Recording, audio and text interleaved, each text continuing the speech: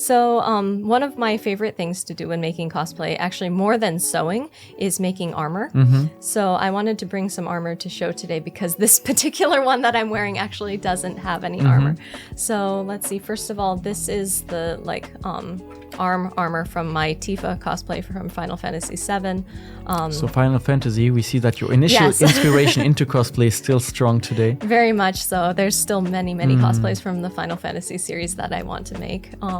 I think those your favorites always stick with you. But yeah, this one, I spent a lot of time trying to cut out all of these runes to be exactly accurate to the same pattern that they are in the game. I tried to zoom in on a lot of screenshots and figure out what exactly they were supposed to look like. So the angle and everything is as accurate as possible. Yes. Took me a couple hours, but are there any rules in terms of the materials you're allowed to use for cosplay? No, literally anything is okay. So a lot of my armor and cosplay in general is made from things from the 100 yen shop, so like a dollar store.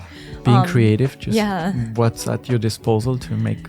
You wouldn't never guess that this is kind of made from items. It looks very neatly finished, and it looks like there's leather on top with some how do you call bolts, kind of holding it all together. Looks very realistic. So this is made out of Eva board, which is like a thin craft foam. And then if you can heat it up and shape it. So I just heat it over my stove, shape it into the shapes that I need, and then cover it in layers of white glue and then acrylic paint. And it turns into this very hard armor that works really great. It's light.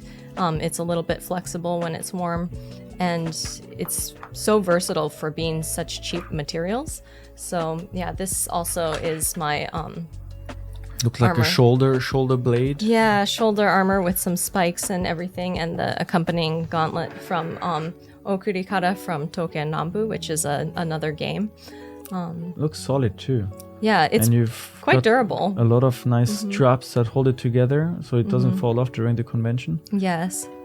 So, yeah, I try to do interesting things with cheap materials, and I enjoy that challenge too. So this armor, for example, how long would you say it took you to make? Oh, this one, I guess if I was spending all my time on it, a couple weeks, maybe a week. Yeah, altogether, this particular costume of Okurikara, I think I spent a couple months on, mostly working on that because I was actually in between jobs at the time. But I spent a lot of time trying to get the shapes of everything right. It must be quite the feeling after so many months of stitching, of gluing, of painting, when you finally put the last little piece on it and you're like, the costume is finished, now I can wear it. It's the best feeling when you put it on for the first time and, you do your makeup and have the wig all styled and you get to take that first, selfie or see yourself in the mirror and you're like, wow, I did it. It all came together.